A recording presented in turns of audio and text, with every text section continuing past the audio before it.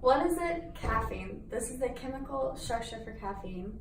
It is a natural stimulant and it works by stimulating the brain and central nervous system.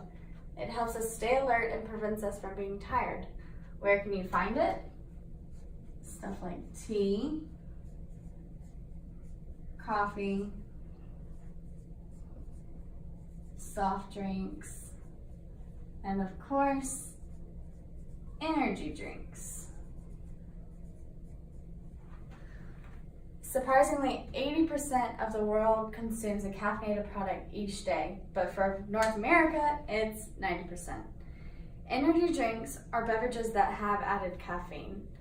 Next to multivitamins, energy drinks are the most popular dietary supplement consumed by American teens and young adults.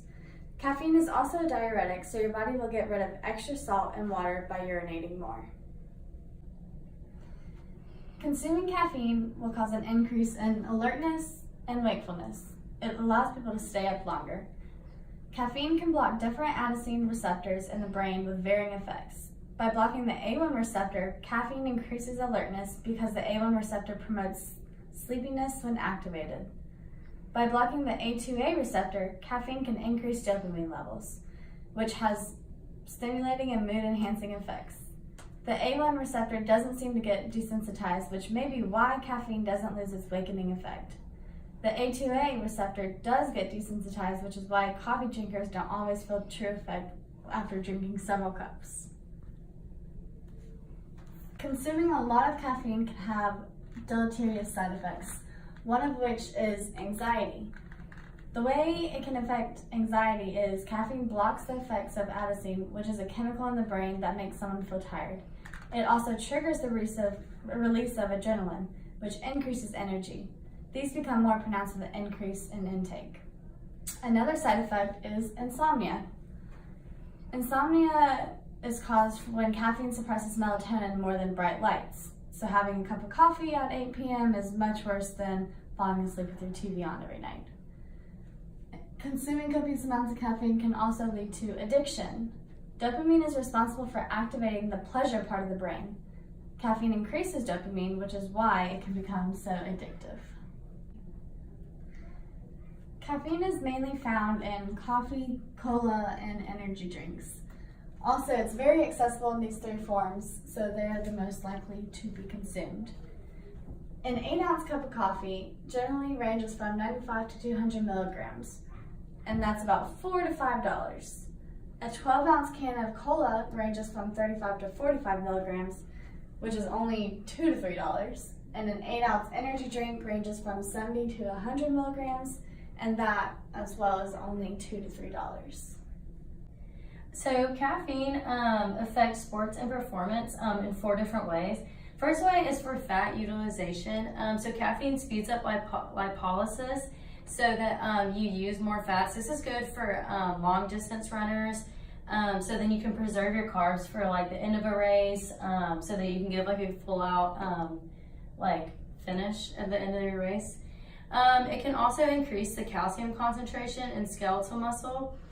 So this can lead to stronger muscle contractions that can allow you to perform better.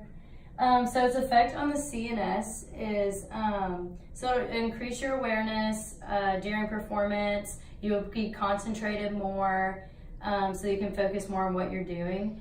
And then after exercise, caffeine can help glycogen resynthesis when caffeine is intaken with carbohydrates. So caffeine is safe up until a certain amount. So the upper intake level is 400 milligrams, and you really shouldn't even get close to that in one day. If you do, you can have cardiac issues, withdrawals.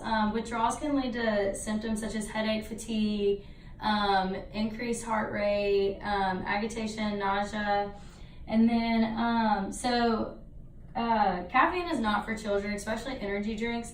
And today there's so many products that have caffeine in it that it's really hard to avoid, especially for children.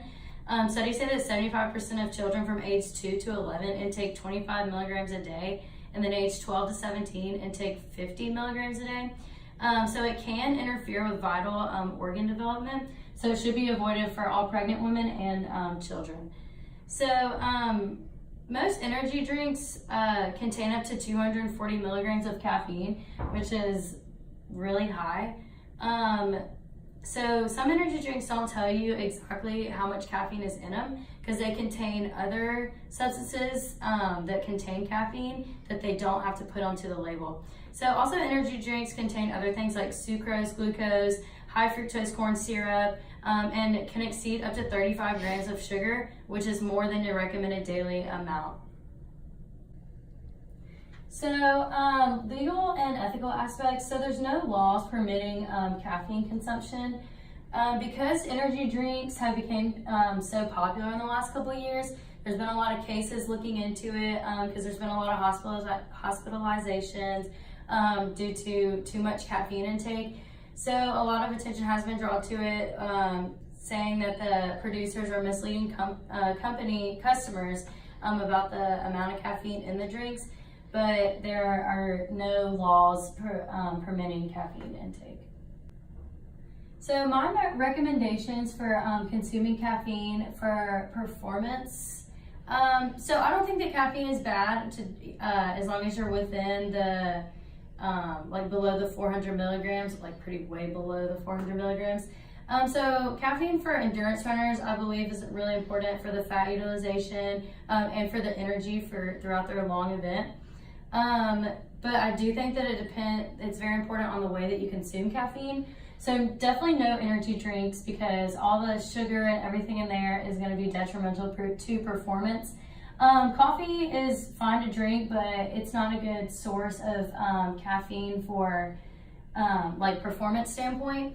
And I guess the best way to take in caffeine is through pre-workout or some substance that low in calories and also has a high percent of caffeine in it. And it may also have some other things like amino acids, creatine that you might want to include to help out with your performance, as long as you read the label and are aware of what you're intaking.